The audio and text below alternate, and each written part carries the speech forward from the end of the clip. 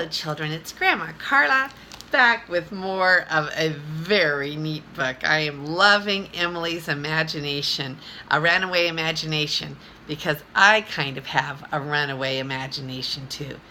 Even now, Grandma Carla has a little bit of a runaway imagination. So, this is like a little Grandma Carla story. I see myself in this little girl.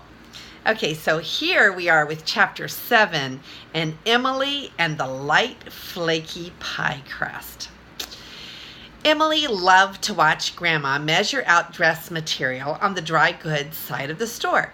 Times were hard that year, and the ladies who bought dress goods did not want to buy 1 inch more than they needed.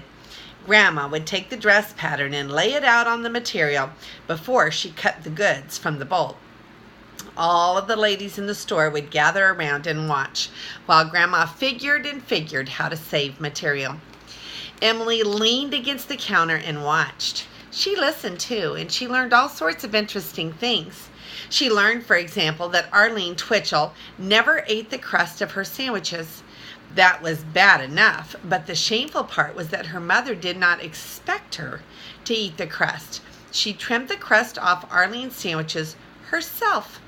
The way she spoiled that girl, and the way the boys admired Arlene.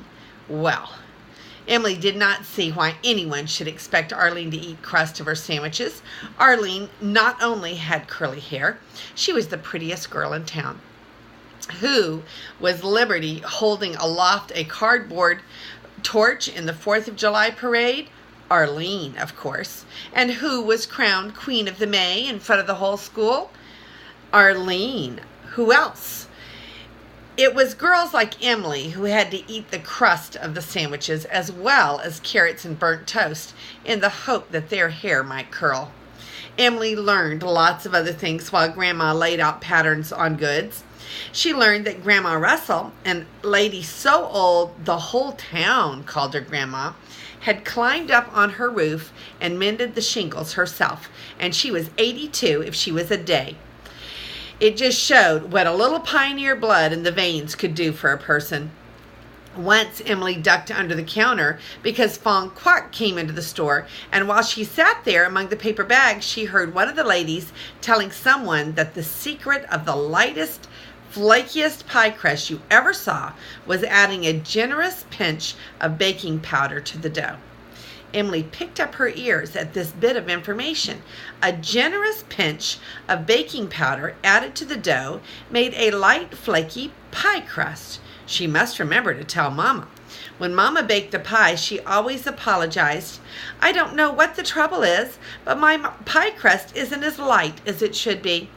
Daddy always answered, "It tastes good to me." Emily did not like pie crust, so she usually ate the filling and left the crust. No one ever said eating pie crust made hair curly. Emily forgot about the cooking secret that she had in her possession until one Sunday morning at breakfast when Mama suddenly exclaimed, "My land! This is the day of the potluck dinner at the church. I've been so busy it completely slipped my mind." "What are we going to take?" asked Emily. Mama dropped into a chair to think a minute. She was dog-tired from all of the work that summer. Finally, she said, "Emily, I'm afraid we can't stay for the dinner after the church service. There isn't time to kill and fry some chickens, and there isn't a thing in the house I can take." "Miss the potluck dinner at the church?" Emily was dreadfully disappointed. That meant that she would have to go to Sunday school and then come home while all of the other boys and girls stayed for church and the dinner. "Isn't there anything we can take?" she pleaded. "Remember, Mama, you said that you would remind the minister to say something about more donations for the library." Daddy, who had eaten a big bowl of oatmeal with thick cream and a plate of bacon and eggs and fried potatoes, said, "We always have plenty of milk and eggs. What about custard pies?" "I don't have time to make pies before church," answered Mama. Emily could not bear missing the potluck dinner, especially when the library might be announced from the pulpit. "Mama, could I make custard pies?" she asked. "If I skipped Sunday school and went to church instead, there would be time." "Please, Mama?" Mama smiled at Emily. Perhaps you could. At least you could help me. Come on, let's get to work. While Mama cleared the kitchen table, Emily got out the breadboard, the rolling pin, and the pie pans. Daddy put another stick of wood into the fire so that the fire would not die down. Emily took a big bowl from the pantry shelf. Tell me what to put in, she called to Mama in the kitchen. 2½ cups of flour, directed Mama. Some salt, not quite a teaspoon. Let's see, some lard. You'd better let me measure that. Mama came into the pantry and deftly measured the lard out of the lard bucket. Now, Emily, take 2 knives and slash through the flour and lard until it is as fine as cornmeal. Emily started to slash. She was about to mention her secret for the light, fluffy pie crust, but then she decided no, she would surprise Mama. She would surprise the whole congregation with her pie crust. People who chose her pie for dessert would take one bite and say, "What light, flaky pie crust! I wonder who baked it." Then Emily would smile modestly, and Mama would say Emily baked it. And all the ladies would ask her for the secret of her light, flaky crust. Quickly, Emily added a generous pinch of baking powder and then, not certain how big a generous pinch should be, added another generous pinch to make sure. Then she slashed and according to Mama's directions, added water, just a little bit. There are 2 secrets to making good pie crust, said Mama. Use very little water and handle the dough lightly. Emily smiled to herself because she knew a 3rd secret. She dumped out the dough into the breadboard. It looked like more like a pile of crumbs than pie crust. Then she rolled. She got flat crumbs instead of pie crust. She rolled a little harder. "Lightly, Emily," Mama said. "Lightly." It was no use. The crumbs would not become crust. Mama came and took the rolling pin from Emily. She scooped the crumbs into a pile, gave them a gentle squeeze and a pat, and rolled them out. Pie crust. "Now let me," pleaded Emily. This part was fun. She draped the crust over the pie tins and slash, trimmed off the ragged edges. Then she tucked under the edges and pressed her thumb around the edge to make neat scallops, just the way Mama did. Preparing the filling was much easier, and soon Emily had her pie shells filled with liquid custard the color of buttercups. Mama tested the oven by holding her hand inside a moment before she set the pies to bake. While Emily and Mama dressed for church, the kitchen was filled with the sweet fragrance of custard. Emily could just see her pies among the others on one of the tables in the church basement, golden yellow and freckled with nutmeg. "Emily, I think it's time to test the pies," said Mama. "Insert a knife, and if it comes out clean, they're done." How good the pies smelled! Emily was filled with anticipation as she found a clean knife. Carefully, she opened the oven door and peeked inside. She could not believe what she saw. Her beautiful buttercup-colored pies! Whatever had happened to them? "Mama!" shrieked Emily. "Come here, quick!" Mama's high heels came tapping down the stairs. "What is it, Emily?" "My pies!" wailed Emily. "Look!" Mama leaned over and looked into the oven. "My land, Emily!" she exclaimed. "The crust is on top." "I put it on the bottom," said Emily. "How did it get on the top?" "I don't know, but I'm sure the pies must be done." Using pot holders, Mama lifted the pies out and set them on the table to cool. They were strange-looking pies. They had nicely browned crust with little patches of custard showing through here and there. "We can't take them to church." Emily was wilted with disappointment.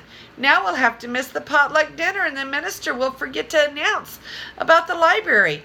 Daddy came into the kitchen to examine the pies. "I don't see why we can't take them to church," he said. "There's no reason why a pie can't taste just as good with the crust on the top as on the bottom." "I just don't understand it," said Mama. "It must be something about my oven." "It was my fault," confessed Emily reluctantly, and told her how she had planned to surprise the congregation with light, flaky pie crust by adding a generous pinch of baking powder. She was surprised when both Mama and Daddy thought her story was funny. "That crust is light, all right," said Daddy. "It is so light it floated right up through the custard." Mama examined the pies more closely. You know, the crust really does look light and flaky. All it needed was to be weighed down by a filling of apple or bananas. Now don't worry, raisins. Now don't worry, Emily. We'll wrap up the pies and take them along to church. I'll unwrap them when no one is looking, and there will be so many pies that no one will even notice. I'll eat 2 pieces, said Daddy loyally. And so the Bartletts set off for church, with the 2 pies carefully wrapped in clean dish towels. Emily was wearing her Sunday school hat, which she did not like one bit. Grandma, who could trim such beautiful hats for ladies, had very definite ideas about what was proper for girls Emily's age. Emily longed for a hat trimmed with garlands of flowers and clouds of veiling and maybe an ostrich plume or 2. And what did she get? A stiff black Milan hat with a wide brim, a black ribbon hanging down the back, and an elastic under the chin to keep it on. Mama said Emily had the most beautiful hat of any girl in Pitchfork, but Emily had a different opinion of it. It was such a problem, loving Grandma and not liking her little girl hats. Sunday school was over when the Bartletts arrived at the little white church, and all of the boys and girls were out in the churchyard playing tag to stretch their legs before the service began. Emily's cousin June came running over. "Are you bringing pie?" she asked, and Emily noticed that, as usual, one of her barrettes was slipping. "Yes, June," answered Mama. "Emily did a little baking." "What kind?" demanded June. Mama hesitated for a second. "Custard," she replied. There would probably be a dozen custard pies at the dinner. "We brought coleslaw," said June, and bounded off to try to chin herself on a branch of a locust tree whose leaves were turning yellow. "Why, there's Fong Quoc," observed Mama, while Emily looked quickly off in another direction. Then she felt guilty. Fong Quoc had given a whole $1 to the library. "I hope he's bringing rice," said Daddy. When Fong Quoc was younger and Pitchfork was smaller, he had given a party for the whole town one year. He served Chinese food, and Daddy had never forgotten Fong Quoc's rice. Emily and Mama carried the pies down the steps to the church basement, where some ladies were bustling about setting tables, which were boards laid over sawhorses and measuring coffee into salt sacks to dangle inside the big granite-ware coffee pots. Mama nodded and smiled pleasantly at everyone, and when no one was looking, she slipped the dish towels off the pies and set them on a table with the rest of the desserts. "Mama, I don't see any other custard pies," whispered Emily. "Don't worry, there will be," Mama assured her. Emily was not so sure. Maybe none of the ladies of Pitchfork felt like baking custard pie today. Maybe hers would be the only ones, and June would be sure to blurt that Emily had baked them. June was a great one for blurting things. The church bells began to ring, and Emily thought distinctly, "Ring out ye bells," as she had been taught in school, and filed into the church with Mama and Daddy. Emily felt proud to be sitting in the pew beside Daddy. He looked so big and handsome in his dark suit. Emily always suffered a terrible temptation in church because the brown paint on the backs of the pews was blistered, and she longed to puncture the blisters to see the gray paint underneath. She glanced down the pew, and there was her cousin June, busily puncturing the paint blisters. "Yield not to temptation," Emily told herself sternly, and tried not to squirm or think about her custard pies. Emily forgot about her pies when Mr. Bonnet, the minister, stood up and actually did announce the library from the pulpit. He gave a little talk about the good ladies who were giving so generously of their time to bring books to the people of Pitchfork, and how they would welcome donations of money and good books, and what a fine thing a library would be for the boys and girls growing up in Pitchfork.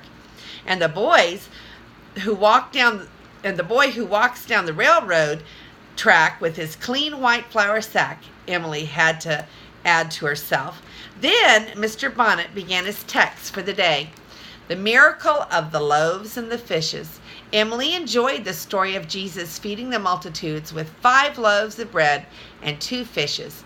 But as Mr. Bonnet went on and on, Emily found it difficult to sit still, and she was sure that the elastic on her hat would choke her before the sermon ended.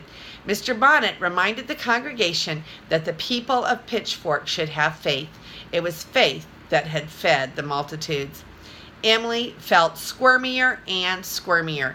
In Pitchfork, where everything grew so readily, it was easy to have enough faith to feed the multitudes. It was harder to have faith about things like libraries. But if faith would help, Emily would have faith.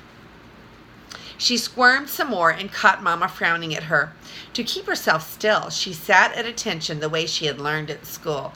Eyes ahead, back straight, feet on the floor, hands folded, and had faith that Pitchfork would get a real library. The trouble was, the elastic on her hat was so tight. If only Grandma would let her have the kind of grown-up hat that was held on with hat pins instead of this elastic under the chin.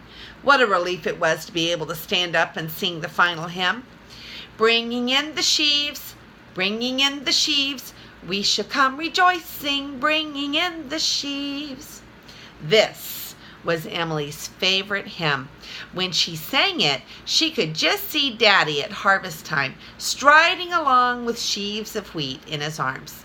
As soon as she could, Emily scampered down the steps and around to the door of the church basement. By the time she got there, she had her hat off. She hung it on a hook and sidled over to the table of desserts. If there was one thing the ladies of Pitchfork were good at, it was baking. There were cakes, all kinds of cakes, pound cake, Lady Baltimore cake, angel cake, devil's food. Was it really all right to bring devil's food to church? Emily wondered. Pineapple upside down cake with a cherry in each circle of pineapple. Walnut loaf cake, the kind without frosting. And there were pies, too. Cherry pie with the top crust made of woven strips. Apple pie. Emily could see the cinnamon through the slashes in the crust. Lemon pie with meringue in delicate peaks. Blackberry pies with crimson juice oozing through the crust. And custard pies. 2 of them. Both were Emily's. The only thing Emily could do was pretend that she knew nothing about the pies and hoped that June would forget them. She found a place at a bench beside Daddy at one of the long tables. Mama was busy helping some of the other ladies serve the food. June came along and plopped herself down on the bench beside Emily. "I'm hungry," June announced. "I could eat a horse." Emily felt suddenly shy when Mr. Bonnet sat down opposite her. He was such an important man, a man who could stand up in the pulpit and speak to the multitudes about the library. Whatever could she find to say to him, this man who could speak to the multitudes? The food the ladies set on the table, platters of fried chicken, bowls of chicken and dumplings, string beans that had simmered for hours and bits of bacon, huge pans of scalloped potatoes, bowls of coleslaw, the cabbage sliced thin as paper, and rice. Fong Kwok had brought a huge kettle of rice. His rice was the despair of all the ladies in Pitchfork. All of their husbands asked for rice the way that Fong Kwok cooked it, but no matter how hard they tried, none of the ladies could cook rice so that each grain was separate and fluffy, and there was crisp brown crust on the bottom of the kettle. The ladies of Pitchfork burned a lot of rice trying. Now Emily had another problem to take her mind off of her custard pies and what to say to the minister. That was chicken. At every single Christmas or Thanksgiving dinner, family reunion, church dinner, or lodge supper, someone always served Emily and said, as if offering a great treat, "And here is a drumstick for Emily." Emily did not like drumsticks. She longed for white meat, the piece with the wishbone in it, but always it was drumsticks, drumsticks, drumsticks. Today, however, turned out to be different. A platter of chicken was passed to June, who helped herself to 2 drumsticks before she passed the heavy platter to Emily, who had to rest it on the table. "May I help you?" Emily asked Mr. Bonnet. "No, thank you, I can manage," said Emily hastily. because there were still drumsticks left. She helped herself to the wishbone piece with a feeling of triumph. She would take it home to dry in the warming oven, and when it was brittle, she would use it to make a wish. She would wish for black beauty because that was a little selfish wish. Faith was for big, unselfish things, like a library for the whole town. After that, things were better. Mr. Bonnet did most of the talking, so Emily did not have to worry about what to say to him. He talked about the splendid work of the Ladies' Aid was doing for the church. He talked about the need for more partitions in the Sunday school room. He praised the cooking of the ladies of Pitchfork. When Emily finished her chicken, she wiped the wishbone on her napkin and slipped it into her bloomer leg. Emily found bloomer legs handy for carrying all sorts of things, rubber balls, jacks, even a jumping rope. With Mr. Bonnet talking so much and everyone having to stop eating to listen politely, naturally Emily's table was the last to finish. Emily looked out of the corner of her eye at the table of desserts. There was nothing left but 2 pies, Emily's custard pies. Naturally, they were left to the last. They were such peculiar-looking pies. One of the ladies was cutting them now. How perfectly dreadful! Emily wanted to crawl under the table. She was so embarrassed. Of course, one of the ladies served the minister first. "I'm not quite sure what kind of pie this is," she said apologetically. "It looks like custard, but the crust is on top." "Is that the pie you baked?" June asked Emily. Emily nodded. "Well, well," said Mr. Bonnet in a voice that reached the multitudes in the church basement. "So this little lady baked the pie." Emily squirmed on the hard bench. Everyone turned to look at the little lady who baked the pies. The minister looked around at the people at his table. Then he looked at the pies. "Wait a minute," he said. "There are 12 pieces of pie and 20 people at the table. There isn't enough to go around." He picked up a knife and cut each piece of pie into 2 pieces. "There now, that is more like it," he said. "Enough to go around and second helpings for some. Like the loaves and the fishes, eh, Emily?"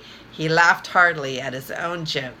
Feeding the multitudes her custard pie was the last thing that Emily wanted to do.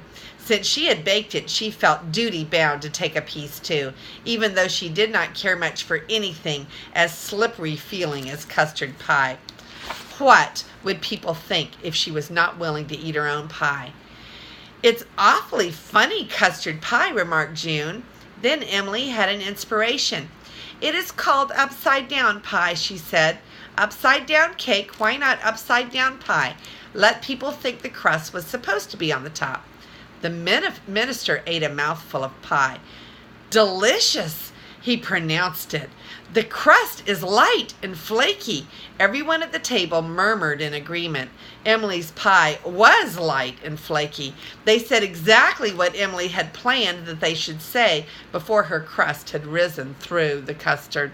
"You know," remarked one of the ladies thoughtfully, "having the crust on top is an excellent idea for custard pie. So often the crust is on the bottom and becomes soggy. Tell me, Emily, what is the secret of such a light, flaky crust?" Emily smiled modestly. "I added a generous pinch of baking powder," she said. And that is the end of chapter 7. And Emily's pie was praised after all, and she felt like a successful cook for the potluck supper. There are all the pie ingredients waiting out there, and there's the baking powder right there waiting for the generous pinch. And let's find the other picture here with Emily and her mother peeking into the oven going, "What on earth has happened to the pies? They did not look like they were supposed to look." And let's see if there are any more pictures. I think that might be it. That is the end of chapter 7. And this is Grandma Carla, and I love you.